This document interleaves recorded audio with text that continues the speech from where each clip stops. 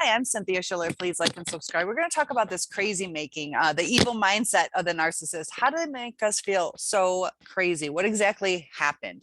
In the beginning, things were going great. You know, they love bombed us or made us feel secure. They interacted with us, felt like they were showing compassion towards us. They were super interested in us, spent time with us. All of a sudden, as things start progressing, they plant seeds of doubt. They plant seeds of an uncomfort within us because we rely on certain things.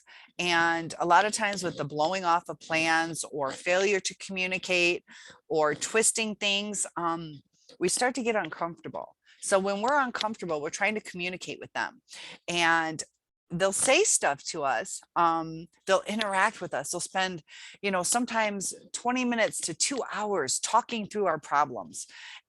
And then at the end, our questions weren't answered completely. They were answered with word salad or, fake promises. Let's say they said, yeah, I'll make sure that I find a way to see you. And they're like, you don't even know what my schedule is. I have a flexible schedule and it changes all the time. And you're like, how are you going to make time if you're not going to even ask?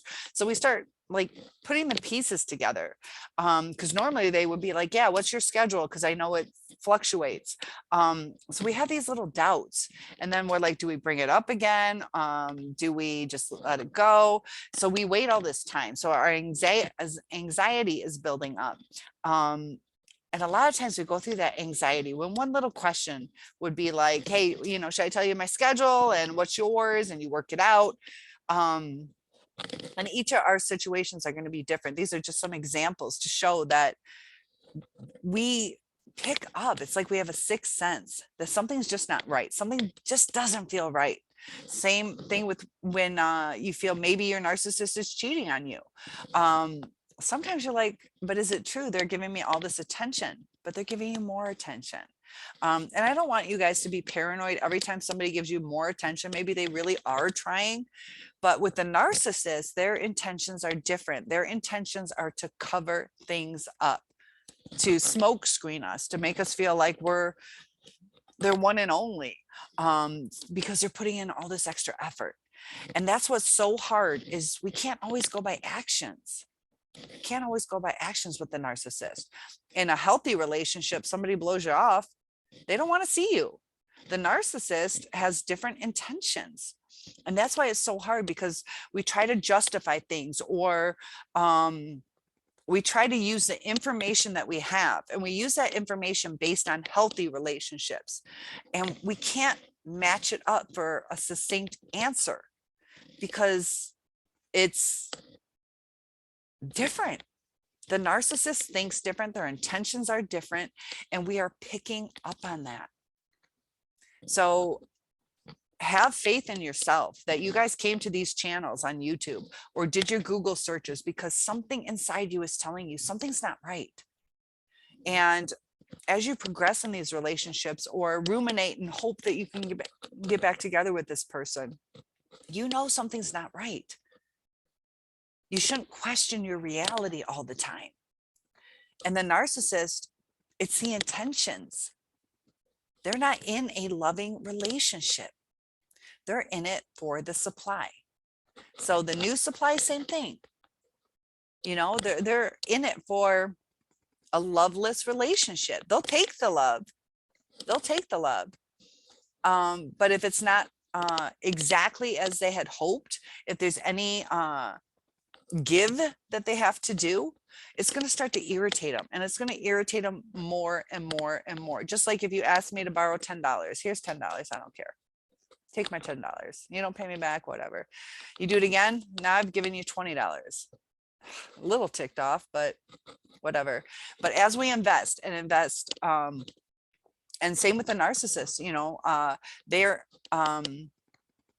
building up resentment from us because we're starting to give so much and we're not getting back.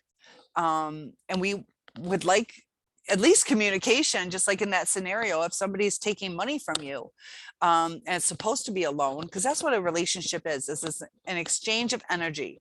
as an analogy, here's my $10, here's your $10 back, here's my $10, here's your $10 back. And it just kind of is nice. And we're just kind of having fun putting the $10 back and forth, but we're doing $10, $10, $10, $10, here's 10. And we're losing so much in these relationships. It's not balanced. And as we're getting more and more depleted, we're trying to work through it. And the narcissist might give us bullshit, just like on somebody who's purposely trying to take your money. They'll give you the bullshit. They'll come up with excuses just to get more and more and more. In the scenario, it's like, oh, my electric's out, or I lost my job, or I have cancer, or whatever. The narcissist does the same thing to get their supplies. Whether it's popularity, or a job, or a place to stay, or sex. They're going to say whatever they need to say to take as much as they can with no regard for what it's doing to you. Just like I'm sure you guys have had people where you give money out of the kindness of your heart and they never give it back, and they don't even think about it. They don't even care, or they'll justify it away where they had their electric bill. And you're like, well, I'm in dire straits now too. Like I had to foreclose on my house because I gave a friend money to save her family heirlooms. And I said, I really don't have this to give to you as long as you give it back. She had like a social security check promise that should have covered, it was like $860 or something that I gave her. And I didn't get it. And I had to foreclose on my house. And they have no remorse. They'll justify it as, but I had this, or, well, I'm sorry, I couldn't come up with it because I had to pay for this, or I had rent too. And you're like, I just lost my house. And that's what a relationship with a narcissist is like. We give so much and we get bullshit back with no remorse. And then in the end, we're worthless. You know, so sometimes, you know, we kind of struggle with, you know, does our narcissist ever miss us? Did they ever care about us? And I want you guys to know that they saw the good in you. So know you're a good person. They enjoyed, unless it was like a completely evil, only out for a place to stay or money. There are some that do try to have relationships, but they do it for their own needs. Some of them are super evil. Some of them just fail at relationships because they're selfish and they don't comprehend empathy and compassion. They're just like a child, you know, and we expect them to act like adults. But as we go through these relationships, we start losing more of ourselves because we're unsettled. We don't know what reality is. We don't know how to come back to it, because every time we talk to our narcissist, they give us bullshit and then we try to rationalize it. We use that cognitive dissonance where there's two conflicting things. A lot of times you will take the easier route. You don't want to take the harshness. You don't want to take that they're using you. You'll take it as, well, they're having a hard time, or they had a, you know, in a bad childhood. There's certain things that we kind of, since we're empathetic, we have a soft heart for them. We see the good in people. The narcissist sees the bad, and that's where things fall apart, is they will see a flicker of bad. They'll see a flicker of bad, and we're worthless. That's where that discard and the snowball, and it all just goes downhill. We see a little bit of bad in that person, and we're like, I know you're a good person. It's not a good person, but we see the good in them. So they see the bad, we see the good. And once they see the bad, they get stuck in that mode. And they start feeling entitled, and they start tearing us down, and they start getting an energy off of it. They're realizing that we're proving our love for them. So they feel unlovable, but when we're proving our love, it's like a kick to them. It's a comfort to them, but they don't latch on to it. They take a new supply because we're constantly giving them, but I love you, and can't we work it out, and I miss you, and if only we did this. And so they got two sources of supply now, and that's often why they don't get rid of the ex. They might go back to it if this new supply catches on. Everybody has different boundaries and tolerance levels, different triggers, but the cycle always continues. A narcissistic cycle always continues. So it's going to be a roller coaster if you stay with them. You're always going to question what the truth is. And then once you start believing in them again, there's going to be something that comes up that's going to trigger, oh, that's what happened 3 years ago? You lied to me 3 years ago. So then you're just going to start to like question everything again, because you're like, okay, I thought we were on a different track. And as life goes on with the narcissist, you know, you start seeing all these different, it's like, oh, you weren't a basketball star. You weren't this, you weren't. And it's not even like it matters. Like, I didn't fall in love with you because you're a basketball star in college. I didn't care.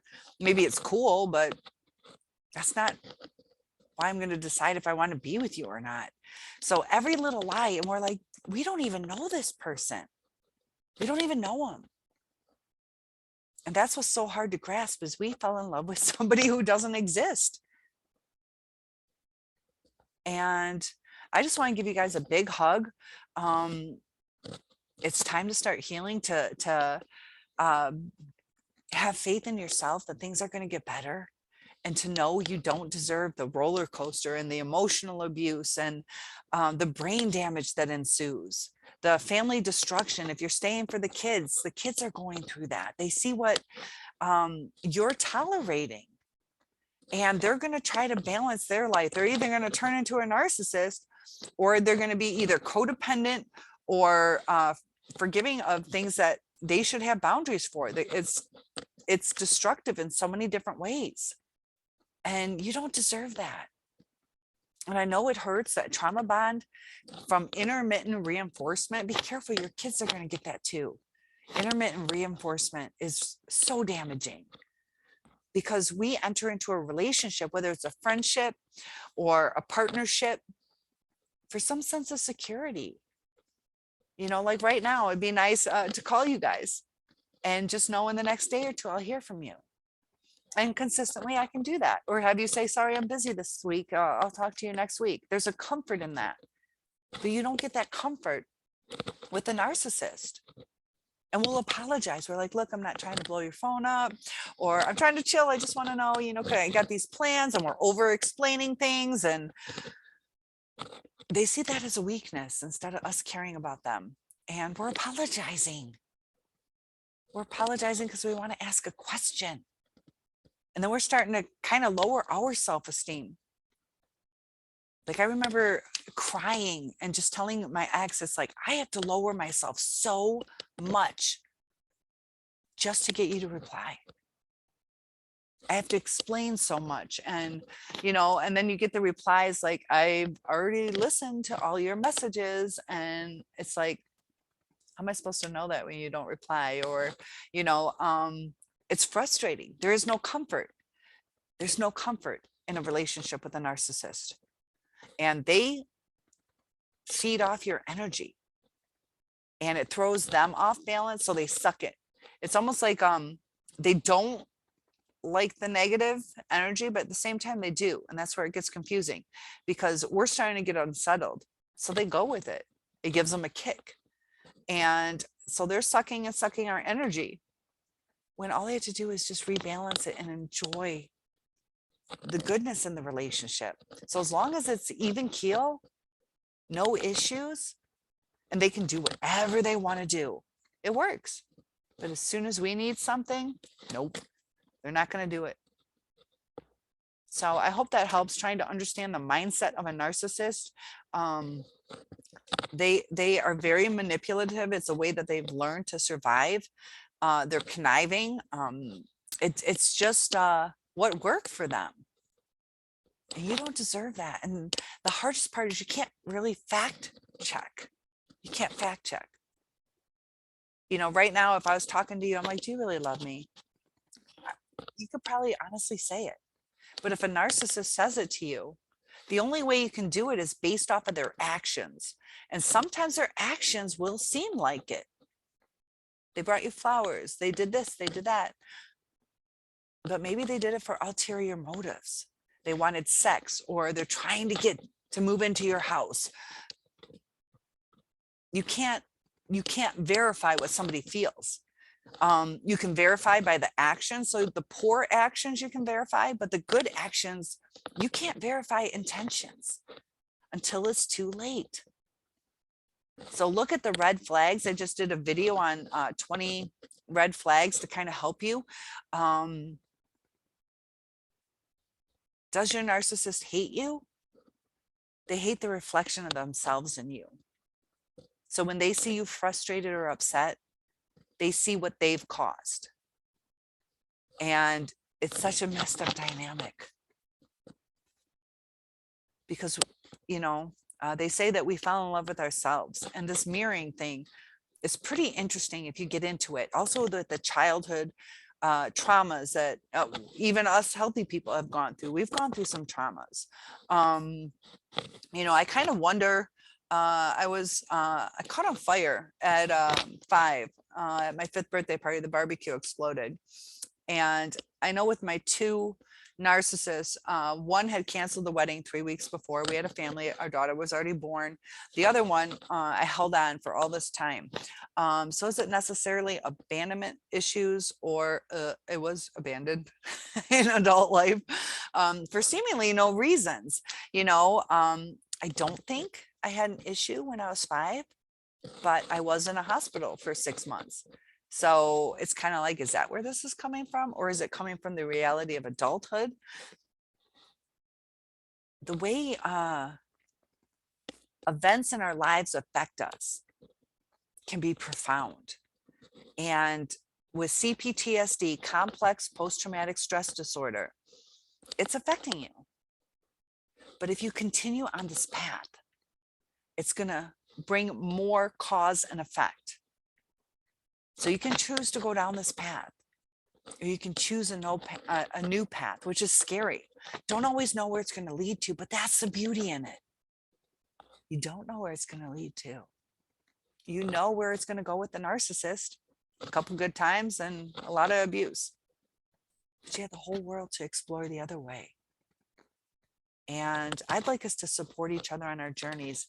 Anytime something happens, it's a positive. Write it below, comment below, show people that things, whether you're feeling healthier or happier or sleeping better, that removing ourselves from these toxic situations brings us over the rainbow into our new life. And it can be exciting, but you got to put the effort in. You got to choose which fork you're going down. So take the time for yourself. Enjoy your life. Fake it till you make it. Go to the beach kind of grumpy, but go swimming and feel the cool, the warm, cool. You guys know what I'm talking about. It's kind of like cool and warm, refreshing. Feel the refreshing water on your body.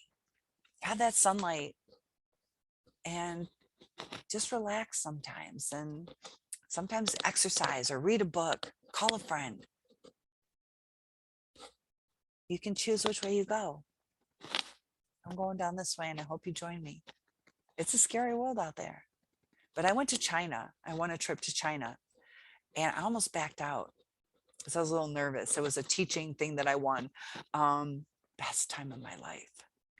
Probably the most precious experience other than the birth of my daughter.